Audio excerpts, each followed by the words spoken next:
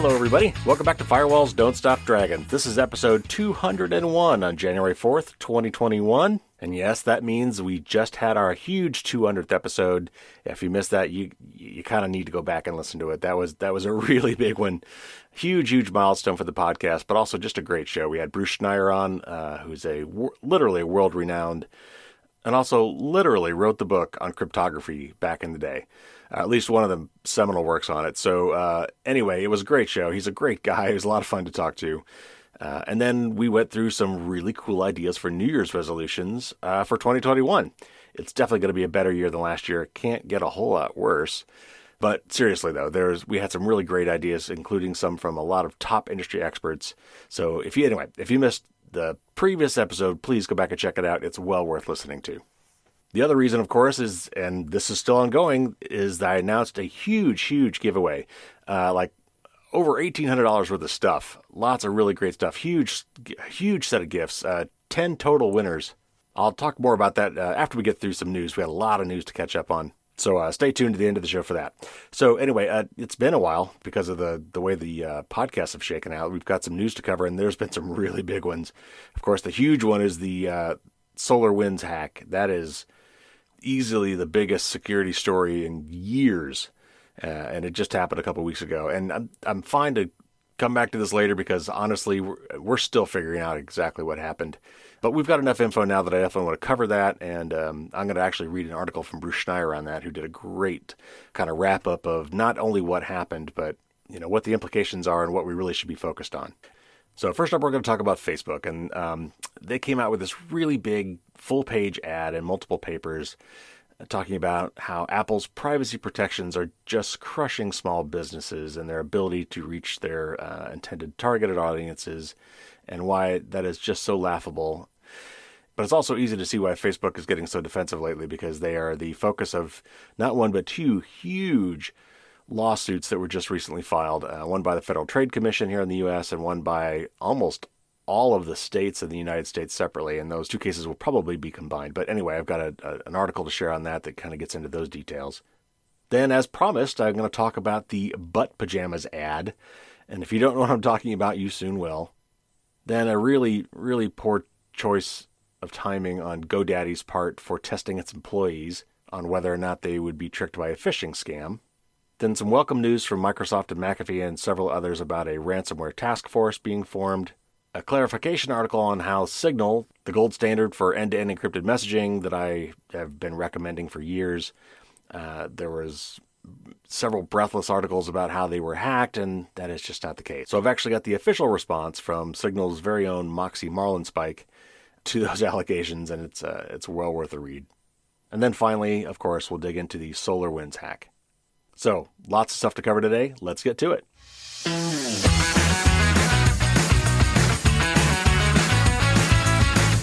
All right, first up, Facebook, as you know, is not one of my favorites. In fact, they're somebody that I pick on mercilessly and somebody I avoided for years, especially after Cambridge Analytica. I quit all my accounts. I had a business account and a personal account. I have, however, recently gone back to Facebook because I realized that is still, unfortunately, where everybody is. So, you could still look for Firewalls Don't Stop Dragons on Facebook and follow me there. There's a lot. But anyway, be that as it may, they're still bad. So, and hopefully we'll get some competition someday that'll be privacy conscious, unlike Facebook. Anyway, so Facebook and Apple are at each other again. At Apple, really all they're doing is they are now forcing application makers for iOS to disclose when they are being tracked and giving users the option to say no. And Facebook took this as a personal affront because that is their entire business model. And so here, let me just read the full-page ad that Facebook took out against Apple. And it says, Apple plans to roll out a forced software update that will change the internet as we know it, for the worse. Take your favorite cooking sites or sports blogs. Most are free because they show advertisements. Apple's change will limit their ability to run personalized ads. To make ends meet, many will have to start charging you subscription fees or adding more for in-app purchases, making the internet much more expensive and reducing high-quality free content. Beyond hurting apps and websites, many in the small business community say this change will be devastating for them too at a time when they face enormous challenges. They need to be able to effectively reach the people most interested in their products and services to grow. 44% of all small to medium businesses started or increased their usage of personalized ads on social media during the pandemic, according to a new Deloitte study. Without personalized ads, Facebook data shows the average small business advertiser stands to see a cut of over 60% in their sales for every dollar they spend. Small businesses deserve to be heard. We're standing up to Apple for our small business customers and our communities. Now, obviously, I was reading that with a lot of sarcasm because it deserves it. And I don't want to go through and pick this apart line by line, and the article I'm about to read will address some of these things. But, language like forced software update. Apple has software updates all the time. If you really want to turn those off, you can, but why would you? This is just a regular software update. The premise of this entire argument is that personalized ads are better or more valuable than contextual ads. We're going to get into that distinction here in a minute. But that is a highly specious claim. But let me read this article, and this is from Wired. And I'm going to read several articles today, and I've expurgated most of them. So hopefully I trim them up in such a way that they all still make sense. They're all still cohesive. But if something sounds a little off, that may be why. Some of these are kind of long, and I just wanted to kind of trim them down to the most important parts. The title of this article from Wired Magazine is The Smoking Gun in the Facebook Antitrust Case. So reading from the article, it says, imagine a popular social network that takes privacy super seriously. By default, your posts are visible only to people in your real-life community. Not only does the company not use tracking cookies, but it promises it never will. It even announces that future changes to the privacy policy will be put up to a vote by users before implementation. It's hard to imagine now, but such a social network once existed. It was called Facebook. The company's journey from privacy-focused startup to mass surveillance platform is at the heart of the long-awaited antitrust case filed today by a group of 46 states, along with the District of Columbia and Guam.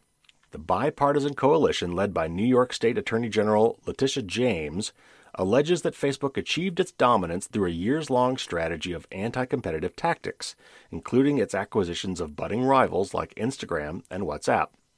As it built up that dominant position, the suit argues, it began offering users a worse and worse privacy experience. The Federal Trade Commission, or the FTC, also filed suit against Facebook today, and I guess this was some time ago. This was a week or two ago. The two cases, which were filed in the District of Columbia Federal District Court and will likely be combined into one, come after more than a year of coordinated investigation into the company.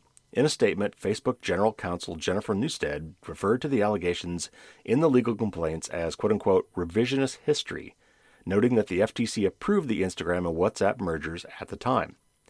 That may be, but there isn't any no-backsies rule in antitrust. The FTC of 2020 appears to have a different view of online competition than it did 6 years ago. The agency is seeking bold remedies, including forcing Facebook to divest itself of Instagram and WhatsApp, which it acquired in 2012 and 2014, respectively. Together, the lawsuits confront a question that has long shadowed the push for antitrust enforcement against tech platforms. How do you prove people are being harmed by a product that's offered for free? Judging by the complaint filed by the states, which is more thorough than the FTC's, the answer will hinge on privacy. At first blush, privacy and antitrust might seem like separate issues, two different chapters in a textbook about big tech. But the decline in Facebook's privacy protections plays a central role in the state's case. Antitrust is a complicated field built on a single premise. When a company doesn't face real competition, it will be free to do bad things. With Facebook, the lack of competition is easy to prove. The company is by far the biggest social network in the U.S. and, thanks to Instagram and WhatsApp, owns two of the other biggest. Facebook itself boasted in 2011 that, quote, Facebook is now 95% of all social media, unquote. Today, Facebook insists that it faces robust competition from everything else that a person could devote their attention to. That is generally not how markets are defined for antitrust purposes, however. The biggest hurdle for antitrust enforcement is proving the bad things part, showing not only that Facebook built up a monopoly, but that its monopoly has been harmful. Since the 1970s, antitrust law has revolved around the so-called consumer welfare standard, under which a monopoly is deemed illegal only if it hurts consumers. In practice, that turns most antitrust cases into arguments over whether a given merger will or won't lead to a price increase. The consumer welfare standard is controversial. The House Antitrust Subcommittee has suggested scrapping it, but for now remains the law of the land. That poses a special challenge for a case against a company like Facebook that doesn't charge users any money. Last year saw a conceptual breakthrough on that front. In a paper titled The Antitrust Case Against Facebook, the legal scholar Dina Srinivasan argued that Facebook's takeover of the social networking market has inflicted a very specific harm on consumers. It has forced them to accept ever worse privacy settings. Facebook, Srinivasan pointed out, began its existence in 2004 by differentiating itself on privacy. Unlike then-dominant MySpace, for example, where profiles were visible to anyone by default, Facebook profiles could only be seen by your friends or people at the same school, verified by a .edu email address. And this is a quote from an early privacy policy of Facebook. It said, quote, "We do not and will not use cookies to collect private information from any user," unquote. As the company grew, Srinivasan argued, Facebook tried to backslide on its privacy commitments, but it faced discipline from a market that it still hadn't cornered. In 2007, it rolled out Beacon, a product that allowed it to track user activity even when they were off the site. Facing fierce backlash, Beacon publicly reported your purchase habits on friends' news feeds. The company discontinued Beacon within the year. Zuckerberg called it a mistake. After rivals like MySpace exited the stage, however, Facebook had less to fear. Today, its Pixel tracks users all around the internet, just as Beacon did, but without the ill-considered newsfeed posts. According to Srinivasan, this is just one of the many ways in which Facebook rolled back privacy protections once it sensed users couldn't take their business elsewhere. Srinivasan's theory provided an elegant theoretical solution to the consumer harm puzzle, but left open some empirical questions. Did Facebook actually compete for users by offering better privacy protections? And did it really renege on those commitments later on simply because the company's leaders thought they could get away with it? The case filed by the state attorneys general provides new evidence suggesting that the answer to both questions is yes.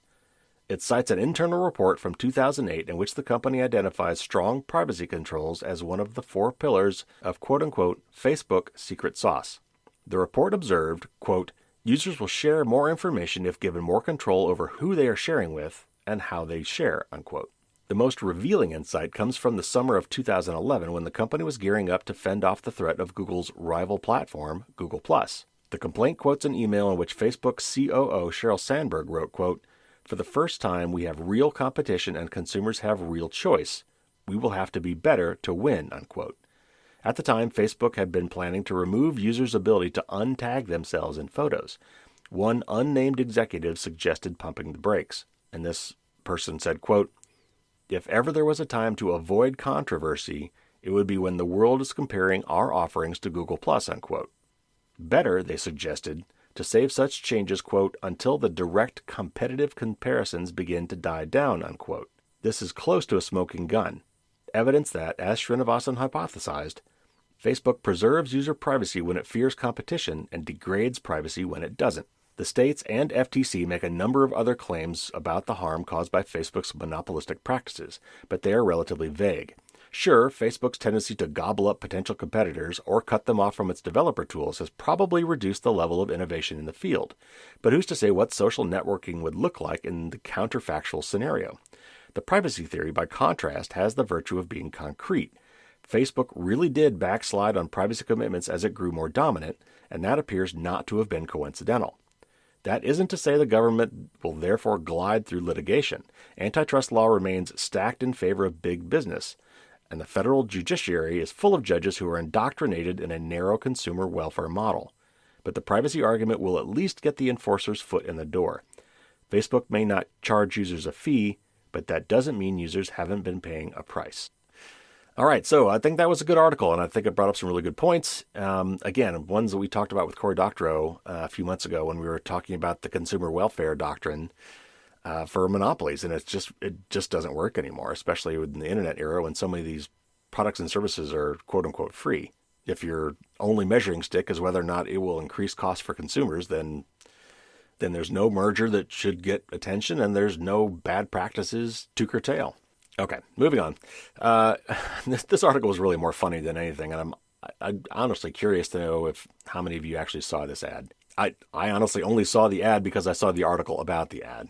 But anyway, it's kind of funny and also gives some insights into how tracking on the internet works. So I thought it'd be fun for the show. So this is from Gizmodo. If you're reading this, you might have read the juicy piece that Elle magazine, ELLE, dropped this weekend, which at this point was a couple weeks ago, chronicling how a former Bloomberg reporter torched her entire career after falling for the longtime subject of her reporting, professional tool turned convicted securities fraudster Martin Shkreli. And if you know about that article, you probably know about the ad. As Elle's story went viral, it became clear that a ton of readers were all being targeted en masse across the story with a specific ad for, well, different people had different names for it. Assless pajamas and butt-flapped onesies among them. In fact, the actual name is Plain Functional Buttoned Flap Adults Pajamas. And they're sold by an e-commerce retailer named IV Rose for the low price of $26.99. After seeing the onesies ad no less than 6 times while I read the Shkreli love screed, my phone started buzzing ceaselessly for quite literally hours on end by other readers who were bombarded with butt. And by the way, this article came with a picture, so as you might imagine, in the picture for this ad, there was a shapely female model wearing these interesting pajamas, and one corner of the butt flap, these are like the old style pajamas that had this little flap on your butt with snaps on it that you could pull down. I can only presume that in the old days, maybe this was used for when you had to make the trek out to the outhouse and you didn't want to get fully undressed. I don't know. Anyway, some sort of nostalgia thing. But one corner of this butt flap was cheekily unsnapped, giving you a little glimpse at this model's derriere. Okay, back to the article. As someone who covers the worst parts of the wacky world of ad targeting, I was getting tagged multiple times per minute by Twitter users trying to get to the bottom of the onesie ad mystery. As it turns out, the ad didn't only swallow the Shkreli story, but people's hometown papers, recipe blogs, and just about any internet corner with available real estate ready for the errant advertiser. After I spent more time scrutinizing how exactly this ad turned up everywhere, the more sinister these weird advertisements started to look. In fact, by the end of things, I became convinced that these onesie ads were less about a onesie retailer no one had heard of before, and more about how hopelessly broken the ad tech ecosystem is. One popular theory for the onesie ads' seeming omnipresence was the possibility that third-party brand safety tech that big advertisers often use to keep their brands away from icky content erroneously marked the Elle article as too risque or unsafe for top-end advertisers. The absence of those brands left a vacuum that lower-tier advertisers, such as a onesie-hawking e-commerce brand, that likely didn't care as much about being seen next to a smidge of unsane content, could fill. Without any big-name competition holding it back, IV Rose apparently poured a ton of money into getting its onesies seen by as many people as possible on Elle's story. In other words, the fact that we were seeing wall-to-wall onesies in the Elle story was indicative of a company pretty much buying out all of the ad spaces on a bargain bin news feature. But that strategy comes with its own questions. Namely, why would you spend tens of thousands, if not hundreds of thousands of dollars to advertise on an admittedly cozy-looking set of medium-grade butt-flap pajamas? When you look at the web of ad partners branching out of the IV Rose site, and when you remember that ad networks share data for money, it's not hard to believe that the buckets of cash IV Rose was spending on ad space was actually being spent on the buckets of super valuable data generated by Elle readers. It's not impossible to figure out what IV Rose plans to do with what is almost assuredly boatloads of data for potential onesie customers. In fact, there's a technical phrase for it: cookie syncing. The easiest way to describe the process is something of a handshake between a set of partnering ad tech firms that let folks on both sides of the arrangement swap specific sets of user data back and forth. It all starts with the landing page of the onesie in question. As that page loads, it triggers a specific piece of tracking tech from a company called Client Gear, itself a subsidiary of Yamobi, a popular ad tech player based out of China. Client Gear's role here is twofold. First, if you've never visited a website that happened to be one of its partners, it needs to create a unique Client Gear specific ID for your particular device. Then, after tucking a copy of that ID on its network, just in case you return to the onesie page and need to be re-identified, that identifier gets broadcast to the miscellaneous ad tech middlemen that Yamobi happens to have some sort of a business relationship with. In this case, it seems there are no fewer than 15 companies in the USA and China that fit this bill. In exchange for the shiny new user ID that they just got from the onesie page, each of these partners pass back their own identifier in exchange. Sometimes, if it's a third party that happened to cross paths with you sometime in the past, it already has troves of data describing who you are. In any case, once Client Gear and the partnering player on the other end officially sync their user IDs for you together, the usual plan is to continue swapping any cookie-derived data either one can siphon off of you until you tell them to quit it. In some cases, even if you do tell them to quit it by, say, clearing out your browser's cookie cache, researchers as far back as 2014 have noted that some of the slimier partners can use their own data stores combined with other basic data to literally respawn the cookie that once existed on the other end. The official lingo for that, in case you're curious, is an ever cookie, which I promise is not as tasty as it sounds. So that's how an ad for an assless onesie could be the linchpin that results in your data being eternally shuffled between more than a dozen shadowy tech players across multiple continents. Sure, it might be hard to believe that an ad for something so infinitely memeable would ever turn around and bite us in the ass at all, but at least we have a ready-made outfit for when that happened. All right, anyway, I thought that was funny, and it did kind of cover some privacy stuff. So anyway, I mentioned that last week, so I wanted to cover that one for sure this week. Moving on. Godaddy is, if you've heard of them at all, it's probably because you saw them on a Super Bowl ad at some point or another. They tend to be one of those companies that always advertised in the Super Bowl, and they had some, interesting ads that got a lot of attention years ago. And I think they even at one point started doing like a kind of a racy ad, and they would kind of purposely do one that was too racy to be shown in the Super Bowl, and then they'd show the kind of the cut version. And then they'd start this whole PR campaign. Well, if you want to see the real one, the one they wouldn't let us show, then go here. And of course, that's just all great advertising. Good marketing on their part. What do they do? So they are a domain name registrar, which means that if you want to get carrieparker.com, which I would love to get, though somebody owns it and will not give it up, though they also are not doing anything with it, forcing me to buy carrie-parker.com and not really do much with it either, but at least I own my name. Anyway, if you wanted to register a domain name, you go to something like GoDaddy. I personally like hover.com, and there are several others. But you go to them, you pay them a certain amount of money, and then they register your domain for you, and they take care of all the paperwork, et cetera, et cetera. And, GoDaddy is one of the companies that advertises, low prices. Often that's usually just for the first year, and then it goes up, and it tends to be more anyway. But anyway, so that's who GoDaddy is. Well, big internet company, doing well, as far as I know, did something that was just not cool. And this is another article from Gizmodo. Let me just read it to you, then you'll understand. GoDaddy decided that December would be a great time to test whether its employees are staying alert when it comes to cybersecurity threats. At a time when its staff is trying to navigate a holiday season hobbled by a pandemic and an ailing economy, the web hosting giant sent a phishing email with an offer that was too good to be true, and now it's very sorry. Arizona-based news outlet The Copper Courier first reported that GoDaddy employees received an email on December 14th with the subject line, GoDaddy Holiday Party. The email informed workers that the company is looking forward to the annual holiday party and will be issuing, quote, a $650 one-time holiday bonus, unquote. 2 links were included in the email, and employees were instructed to choose their location and fill in some details on a form to ensure they'd get their bonus before the holidays. Unfortunately, the whole offer was just a test to see if employees would fall for such a scam if a bad actor tried to redirect them with a malicious link. 2 days later, around 500 GoDaddy employees were informed that no bonuses were coming, and they'd failed a corporate phishing test. GoDaddy's chief security officer, Demetrius Combs, wrote in the follow-up email that failing employees, quote, will need to retake the security awareness social engineering training, unquote. Many companies perform these kind of tests, and the telltale sign tends to be that the deceptive email is sent from an email address that appears to be from a corporate account. For example, my boss might try to phish me with an email from an address ending in gizmondo.com. And remember, this is from Gizmodo, so that's obviously a fake take on Gizmodo. But GoDaddy runs its own email service, and the fake phishing email was sent from an account with the address happyholiday@godaddy.com. It's easy to see why so many workers failed the test, and it's easy to understand why GoDaddy would see such a glaring vulnerability in its systems after the company just suffered an embarrassing data breach earlier this year.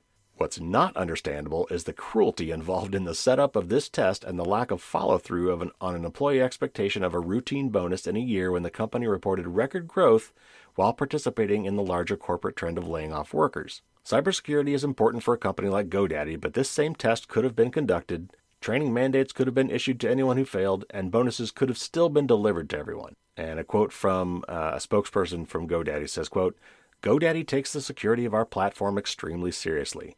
We understand some employees were upset by the phishing attempt and felt it was insensitive, for which we have apologized.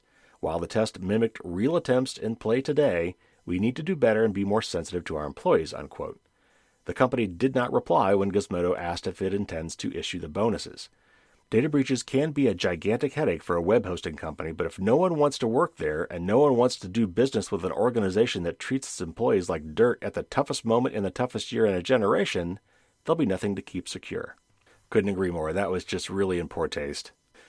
And honestly, I haven't read more about this to know if they did change their minds or follow through, but I hope they did give those guys their $650 bonuses. All right, next up, ransomware is a scourge on the internet today. Turns out it's not the biggest problem, and we'll talk about here in this article, at least in terms of, dollar value impact of these scams. But it's gotten really bad. And this next article talks about something that is long overdue and is very welcome. So this is from ZDNet. A group made up of 19 security firms, tech companies, and nonprofits, headlined by big names such as Microsoft and McAfee, have announced on Monday, and this was last week, plans to form a new coalition to deal with the rising threat of ransomware. Named the Ransomware Task Force, the new group will focus on assessing existing technical solutions that provide protections during a ransomware attack. The Ransomware Task Force, or RTF, will commission expert papers on the topic, engage stakeholders across industries, identify gaps in current solutions, and then work on a common roadmap to have issues addressed among all members. The end result should be a standardized framework for dealing with ransomware attacks across verticals, one based on an industry consensus rather than individual advice received from lone contractors. Currently, ransomware is neither the most widespread form of malware nor the type of cyber attack that causes the largest financial losses to companies each year. That title goes to BEC scams, according to the FBI. And BEC, by the way, stands for Business Email Compromise. It's also sometimes called Email Account Compromise. And it's an email scam targeting businesses and individuals to perform wire transfer payments. Honestly, I find it hard to believe that outweighs ransomware given what's happened in this last year. It just may be that those attacks have somehow higher dollar value. But anyway, they're still really bad. Back to the article, it says, nevertheless, ransomware is still a major threat and one that has been trending up with ransom demands growing from quarter to quarter. The Ransomware Task Force website, including full membership details and leadership roles, will be launched next month in January 2021. Of course, this was written in December, followed by a 2 to 3 month sprint to get the task force off the ground. So there's more information than that, but and a lot of companies, most of which you've never heard of. Hopefully there will be other big name companies added to that list, however, as this grows. This is super, super critical, very much needed. Companies like Microsoft and Apple in particular, and Google for Android, operating system makers, computer manufacturers really, really, really need to get together, figure this stuff out, and come up with ways to block this. Again, the way most ransomware works today is you somehow get infected, and you can get infected many different ways with this malware, any different way. But once you're infected, this malware creeps through your system or systems looking for juicy information. Often will extract that information first and then encrypt all of your data, or at least all the data it thinks is crucial. And then pop up a notice saying, hey, I've just encrypted all your data, and there's no way for you to get it back unless I give you the key. And for me to give you the key, you need to give me a lot of money. And because of the newer approach of actually exfiltrating data first, they also have a further incentive to make you do it by saying, oh, by the way, even if you have got backups of all this data, and you want to try to blow us off for paying to get the key, we'll still just release all the data and hope that it's something embarrassing or proprietary or something that would otherwise harm you. So, for instance, something that I think we definitely need to be doing is these operating systems need to have some sort of a check on wanton encryption of files. And by the way, it doesn't matter if you've already got full disk encryption turned on for yourself. There's nothing saying you can't encrypt something twice. So just because you've logged into your system successfully and your operating system, Mac OS or Windows or whatever, has unlocked the files for you to see, doesn't mean that some other malware can't come along and then double encrypt those files in a way that you can't see without getting the key, without paying for it. So I would certainly think that an operating system could be paying attention for some sort of application who is just going through and encrypting every file on the hard drive when it obviously shouldn't be. So things like that. We need some technical solutions and other things, but it's really good to see everybody kind of finally realizing this is a serious problem that we all need to work together on and come up with a common solution and framework for both preventing it and also just mitigating the effects. So let's hope this is successful. All right, next up, you may have seen this article pop up, and if you've heard of Signal, it's maybe because I've told you about it. It's the gold standard for end-to-end secure messaging. It's everything that most of the other ones aren't. Now, iMessage is end-to-end encrypted, but as I've said many times, Apple still holds the keys to those things. So technically, if it wanted to, it could still hand over some of your communications to law enforcement, particularly if you've elected to store your messages in iCloud. But otherwise, it's a pretty good system. But Signal just goes that much step further, and they're not stored anywhere else except on your phone and whoever you sent the message to. It's done by some really, really smart people, including the guy who wrote this next response named Moxie Marlinspike, that is not his real name. But he's a really, really smart guy and really the brains behind most of the operation, to my knowledge anyway. So anyway, there's a company called Cellebrite that makes devices for cracking smartphones, and they usually sell their products to law enforcement and intelligence agencies, and actually these devices are now even being used by school systems to break into their students' cell phones and such, which is just horrible. But anyway, there was an article that came out that said that Cellebrite had figured out a way to crack Signal, to break their encryption, to get the messages when they shouldn't have been able to. That is not the case. So I'm going to read this response here from Moxie Marlinspike about this article and what really happened. So again, from Moxie Marlinspike at Signal, he says, the BBC ran a story with the factually untrue headline, quote, Cellebrite claimed to have cracked chat apps encryption, unquote. This is false. Not only can Cellebrite not break Signal encryption, but Cellebrite never even claimed to be able to. Last week, Cellebrite posted a pretty embarrassing for them technical article to their blog documenting the quote-unquote advanced techniques they use to parse Signal on an Android device they physically have with the screen unlocked. This is a situation where someone is holding an unlocked phone in their hands and could simply open the app to look at the messages in it. Their post was about doing the same thing programmatically, which is equally simple, but they wrote an entire article on the quote-unquote challenges they overcame and concluded that, quote, it required extensive research on many different fronts to create new capabilities from scratch, unquote. This made us scratch our heads. If this required research, it doesn't inspire much awe for their existing capabilities. It's hard to know how a post like that got out the door or why anyone thought revealing such limited abilities was in their interest. Based on the initial reception, Cellebrite must have realized that amateur hour was not a good look, and the post was quickly taken down. They then must have realized that a 404 error, which happens when the page no longer exists, isn't any better, and replaced that again with a vague summary. It's also hard to know how such an embarrassing turn of events became anything other than a disaster for Cellebrite, but several news outlets, including the BBC, published articles about Cellebrite's quote-unquote success, despite the evidence of clarifying information already available online. What really happened? If you have your device, Cellebrite is not your concern. It's important to understand that any story about Cellebrite Physical Analyzer, that's all capitals, that's the name of their little hacking device, starts with someone other than you physically holding your device, with the screen unlocked in their hands. Cellebrite does not even try to intercept messages, voice, video, or live communication, much less, quote-unquote, break the encryption of that communication. They don't do live surveillance of any kind. Cellebrite is not magic. Imagine that someone is physically holding your device with the screen unlocked in their hands. If they wanted to create a record of what's on your device right then, they could simply open each app on your device and take screenshots of what's there. This is what Cellebrite Physical Analyzer does. It automates the process of creating that record. However, because it's automated, it has to know how each app is structured, so it's actually less reliable than someone were to simply open the apps and manually take screenshots. It is not magic, it is mediocre enterprise software. Cellebrite did not quote-unquote accidentally reveal their secrets. This article and others were written based on a poor interpretation of a Cellebrite blog post about adding Signal support to Cellebrite Physical Analyzer. Cellebrite posted something with a lot of detail, then quickly took it down and replaced it with something that has no detail. This is not because they quote-unquote revealed anything about some super advanced technique they have developed. Remember, this is a situation where someone could just open the app and look at the messages. They took it down for the exact opposite reason. It made them look bad.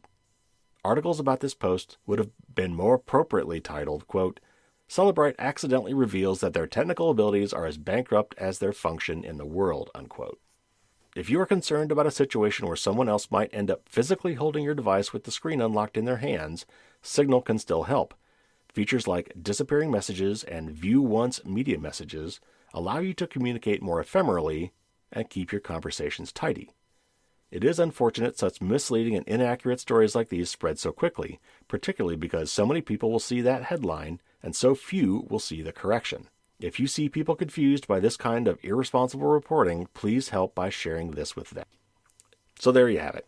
This unfortunately is often the case with these security stories. The headline is clickbait. They're trying to get you to read the article. Sometimes it's, based on poor reporting or a poor understanding of what's going on.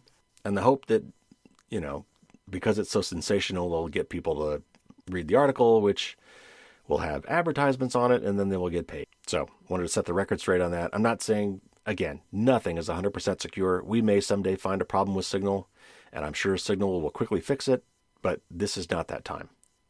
All right, one more article, and this is a bit of a long one. It's a blog post by Bruce Schneier, but he does, as always, such a great job summing up what's going on and getting to the real heart of the matter, and also making sure that we're not focused on the wrong things. So I am sure you have seen all the articles about the Solarwinds hack. And Solarwinds is a company that makes security software for, it turns out, a lot of really important government organizations and companies. And very recently it was discovered that what appears to be the Russian government or agencies of the Russian government had found a way to insert a backdoor into the software that these guys make and then turned around and distributed to all their customers. This is called a supply chain attack because it attacks something in the process of being made that eventually gets to the person you want to hack. So let me just read this article because it's really going to cover just about everything, and I'll talk a little bit about it on the back end, but Bruce does such a great job here. So let me read this article from Bruce Schneier's blog. Recent news articles have all been talking about the massive Russian cyber attack against the United States, but that's wrong on two accounts. It wasn't a cyber attack in international relations terms. It was espionage. And the victim wasn't just the U.S., it was the entire world. But it was massive, and it is dangerous. Espionage is internationally allowed in peacetime. The problem is that both espionage and cyber attacks require the same computer and networking intrusions, and the difference is only a few keystrokes. And since this Russian operation isn't at all targeted, the entire world is at risk, and not just from Russia. Many countries carry out these sorts of operations, none more extensively than the United States.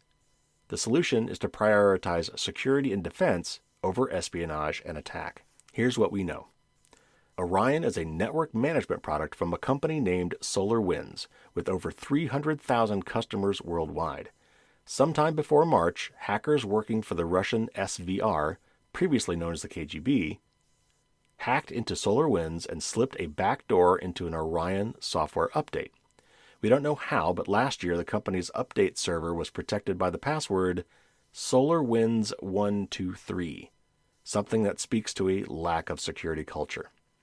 Users who downloaded and installed that corrupted update between March and June unwittingly gave SVR hackers access to their networks. This is called a supply chain attack because it targets a supplier to an organization rather than an organization itself, and can affect all of a supplier's customers. It's an increasingly common way to attack networks. Other examples of this sort of attack include fake apps in the Google Play Store and hacked replacement screens for your smartphone, which, by the way, is one more reason that you always take your smartphones, like your iPhone, to Apple or a reputable dealer to do any maintenance on it. Anyway, back to his article. SolarWinds has removed its customer list from its website, but the Internet Archive saved it. All 5 branches of the U.S. military, the State Department, the White House, the NSA, 425 of the Fortune 500 companies, all 5 of the top 5 accounting firms, and hundreds of universities and colleges. In an SEC filing, SolarWinds says that it believes, quote, fewer than 18,000, unquote, of those customers installed this malicious update. Another way of saying that more than 17,000 did. That's a lot of vulnerable networks, and it's inconceivable that the SVR penetrated them all. Instead, it chose carefully from its cornucopia of targets. Microsoft's analysis identified 40 customers who were infiltrated using this vulnerability. The great majority of those were in the U.S., but networks in Canada, Mexico, Belgium, Spain, the UK, Israel, and the UAE were also targeted. This list includes governments, government contractors, IT companies, think tanks, and NGOs, and it will certainly grow. Once inside a network, SVR hackers followed a standard playbook, establishing persistent access that will remain even if the initial vulnerability is fixed. Move laterally around the network by compromising additional systems and accounts, and then exfiltrate data. Not being a SolarWinds customer is no guarantee of security. This SVR operation used other initial infection vectors and techniques as well. These are sophisticated and patient hackers, and we're only just learning some of the techniques involved here. Recovering from this attack isn't easy. Because any SVR hackers would establish persistent access, the only way to ensure that your network isn't compromised is to burn it to the ground and rebuild it, similar to reinstalling your computer's operating system to recover from a bad hack.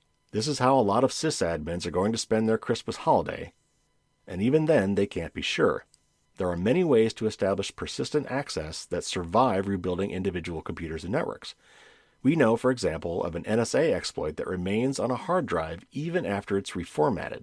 Code for that exploit was part of the equation group tools that the shadow brokers, again believed to be Russia, stole from the NSA and published in 2016. The SVR probably has the same kind of tools. Even with that caveat, many network administrators won't go through the long, painful, and potentially expensive rebuilding process. They'll just hope for the best. It's hard to overstate how bad this is. We are still learning about U.S. government organizations breached. The State Department, the Treasury Department, Homeland Security, the Los Alamos and Sandia National Laboratories where nuclear weapons are developed, the National Security Administration, the National Institutes of Health, and many more. At this point, there's no indication that any classified networks were penetrated, although that could change easily. It will take years to learn which networks the SVR has penetrated and where it still has access. Much of that will probably be classified, which means that we, the public, will never know. And now that the Orion vulnerability is public, other governments and cyber criminals will use it to penetrate vulnerable networks. I can guarantee you that the NSA is using the SVR's hack to infiltrate other networks. Why would they not? Do any Russian organizations use Orion? Probably. While this is a security failure of enormous proportions, it is not, as Senator Richard Durbin said, quote, virtually a declaration of war by Russia on the United States, unquote. While President-elect Biden said he will make this a top priority, it's unlikely he will do much to retaliate. The reason is that, by international norms, Russia did nothing wrong. This is the normal state of affairs. Countries spy on each other all the time. There are no rules or even norms, and it's basically buyer beware. The U.S. regularly fails to retaliate against espionage operations, such as China's hack of the Office of Personnel Management, or OPM, and previous Russian hacks, because we do it too. Speaking of the OPM hack, the then Director of National Intelligence, James Clapper, said, quote, you have to kind of salute the Chinese for what they did. If we had the opportunity to do that, I don't think we would hesitate for 1 minute, unquote. We don't, and I'm sure NSA employees are grudgingly impressed with the SVR. The U.S. has by far the most extensive and aggressive intelligence operation in the world. The NSA's budget is the largest of any intelligence agency. It aggressively leverages the U.S.'s position controlling most of the internet backbone and most of the major internet companies. Edward Snowden disclosed many targets of its efforts around 2014, which then included 193 countries, the World Bank, the IMF, and the International Atomic Energy Agency. We are undoubtedly running an offensive operation on the scale of this SVR operation right now, and it'll probably never be made public.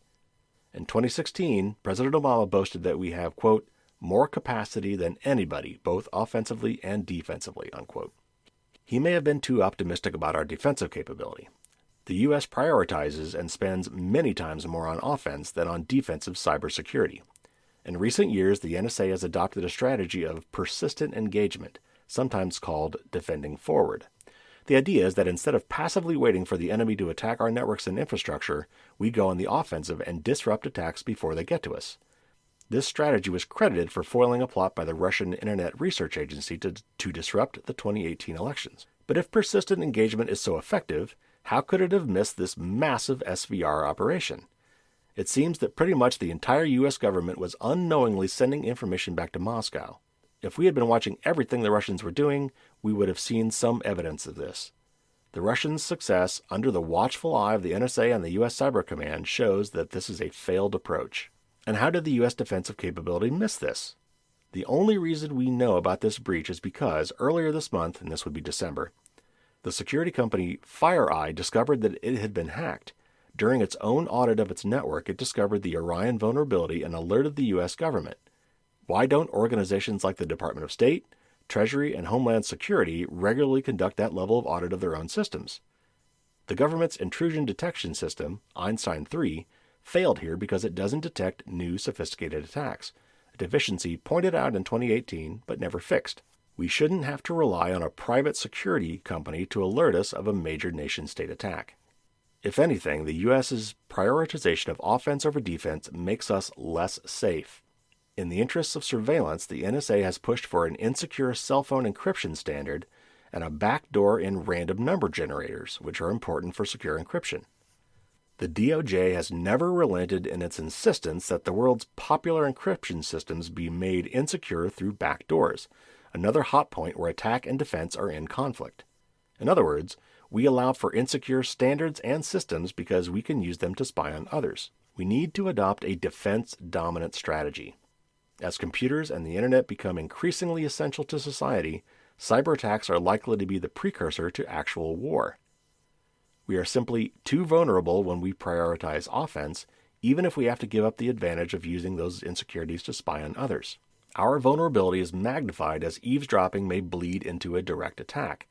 The SVR's access allows them not only to eavesdrop, but also to modify data, degrade network performance, and erase entire networks. The first might be normal spying, but the second certainly could be considered an act of war. Russia is almost certainly laying the groundwork for future attack. This preparation would not be unprecedented. There's a lot of attack going on in this world. In 2010, the U.S. and Israel attacked the Iranian nuclear program. In 2012, Iran attacked the Saudi National Oil Company. North Korea attacked Sony in 2014. Russia attacked the Ukrainian power grid in 2015 and 2016. Russia is hacking the U.S. power grid, and the U.S. is hacking Russia's power grid, just in case the capability is someday needed. All of these attacks began as a spying operation. Security vulnerabilities have real-world consequences. We're not going to be able to secure our networks and systems in this no-rules, free-for-all, every network for itself world. The U.S. needs to willingly give up part of its offensive advantage in cyberspace in exchange for a vastly more secure global cyberspace. We need to invest in securing the world's supply chains from this type of attack, and to press for international norms and agreements prioritizing cybersecurity, like the 2018 Paris Call for Trust and Security in the Cyberspace, or the Global Commission on Stability of Cyberspace. Hardening widely used software like Orion, or the core Internet protocols, helps everyone. We need to dampen this offensive arms race rather than exacerbate it, and work towards cyber peace. Otherwise, hypocritically criticizing the Russians for doing the same thing we do every day won't help create the safer world in which we all want to live.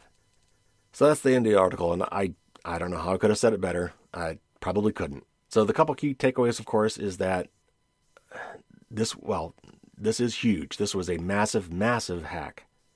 And we will be learning more and more about this for years. And like he said, a lot of that learning will be classified and we probably won't find out about it, at least not for a very long time. But it's also true that we do this exact same stuff all the time. Espionage is just something that everybody does to the best of their ability, and it's just kind of the norm. This wasn't a cyber attack, but it certainly could have been, or it could have been a precursor for one. But from what we know so far, this was just information gathering.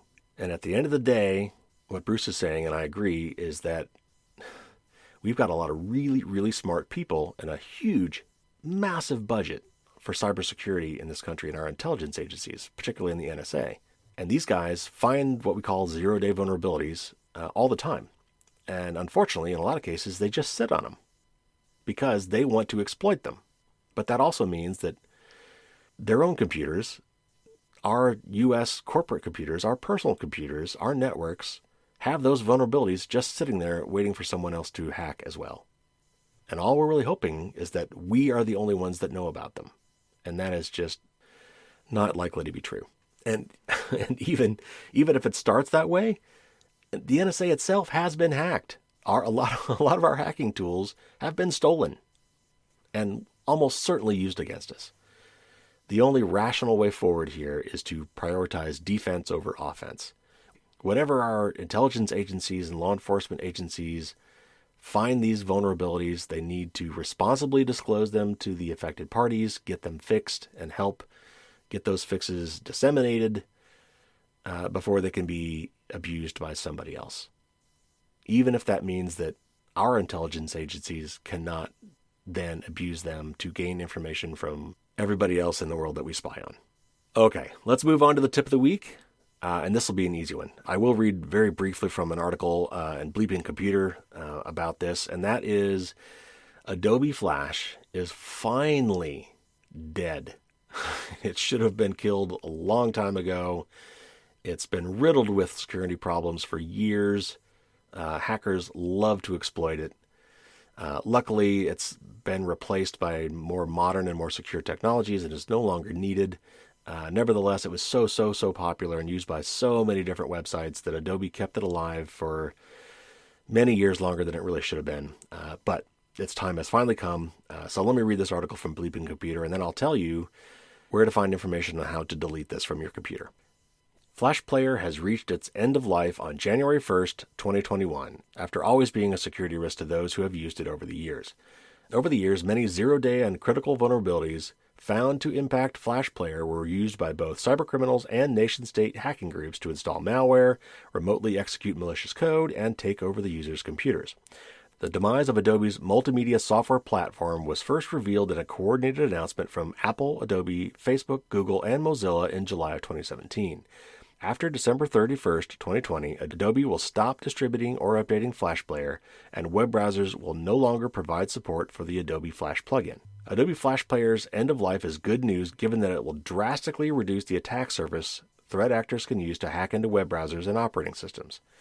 To make sure that all users know of its imminent deprecation, Adobe has also started displaying alerts on Windows computers recommending users to immediately uninstall Flash Player from their systems. And this is a quote from Adobe's press release. It says, quote, "Since Adobe will no longer be supporting Flash Player after December 31st, 2020, and Adobe will block Flash content from running in Flash Player beginning January 12th, 2021, Adobe strongly recommends all users immediately uninstall Flash Player to help protect their systems.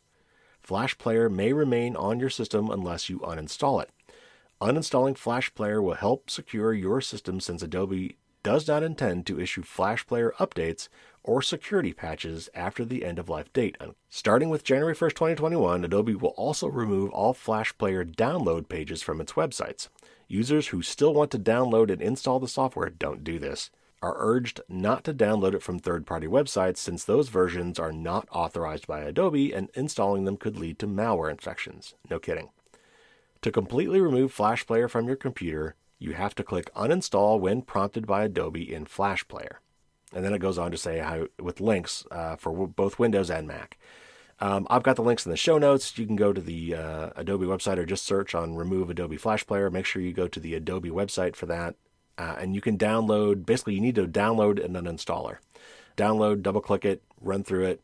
You'll probably have to quit all of your browsers before you can run it. But it will go through and remove Flash Player from all of your browsers and anywhere else on your computer. And I highly recommend that all of you do this if you have not done this already. And so there you have it. That's our big news update and our tip of the week.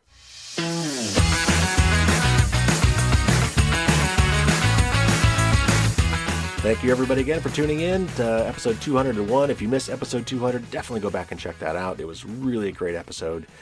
Also, you can learn all the details about the big contest, which is still going on. You can still enter to win, and multiple ways to enter.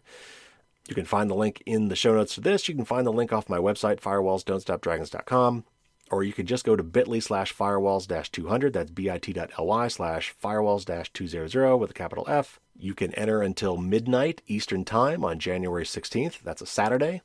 And that following Monday morning on this very podcast, I will announce the 10 winners. Every winner is going to get a free digital copy of my book and a free 1-year subscription to Malwarebytes antivirus software. There's going to be some really cool hardware that I'm going to give away. Unfortunately, it's only to U.S. residents for those things because international shipping would just get weird, expensive, and difficult with customs and all that crap, unfortunately. But there's a $800 Librem 5 smartphone I'm giving away and a Winston privacy box with 1 year's free subscription. Also, these work internationally anywhere on the planet. You can use free subscriptions for 1 year of Malwarebytes, which I already said everybody will win. All 10 winners will get. Also, lucky winner will get a free Consumer Reports subscription. Another will get a free Fastmail subscription for 1 year. 3 winners will get a 1-year subscription to Proton Mail. Another winner will get a free signed copy of my book. Another will get a free signed copy of Cory Doctorow's Attack Surface book. Another winner will get 4 free books from A-Press. And I think that's everything. I think that's all 10 prizes, but lots of prizes, and you can enter multiple different ways. So anyway, check out those links to enter. Get your entries in as soon as possible so you don't forget. Tell your friends and family to enter as well. Lots of different people can win. If you follow me on Facebook, you'll see notices about it there as well. Again, you've got just over a week and a half or so to enter. A week from Saturday, this is all over. So make sure you get your entries in. All right, next up, I promised I'd give you an update on this. Unfortunately, it's not the best news. Been really begging everybody to give me more reviews on the book and on the podcast. And I have gotten some. And for those of you who have done it, thank you so much. It is really, really hard to get reviews. But what I'd hoped to do was I'd set a target for 20 reviews. I think I said 20 total, maybe 10 for the podcast and 10 for the book. And I have not gotten that amount. So we haven't met our goal. So we're not going to be doing the private Ask Me Anything session. But also, the people that have posted them haven't sent me emails, so I know how to contact them. So I couldn't do it if I wanted to. One person did, I think, out of all of the ones I've seen, and that's it.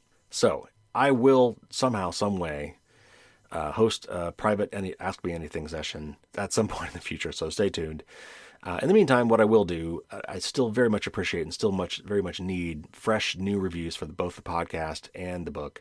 And as they come in, I will select a few of them on the air just to show my appreciation. And here's a new one here from in the UK. It's from a gentleman whose name is Lord West, or their username is Lord West. Gave me 5 out of 5 stars. Thank you very much. And the title for this review was A Very Comprehensive Book for Online Security and Privacy. And this is what he said in his review. He said, I assume it's a he, I guess I don't know. I received this book as a gift, and I cannot emphasize enough how well the author is covering both privacy and security. He does so in a very thorough yet user-friendly manner that will appeal equally to savvy and casual technology users. I consider myself a savvy technology user, and I have learned a bundle from this book. You may also want to take a look at the author's podcast, Firewalls Don't Stop Dragons. Of course, you're doing that because you're listening right now. But Lord West, whoever you are, thank you very much for that wonderful review. And thank you to whoever gave you that book as a gift.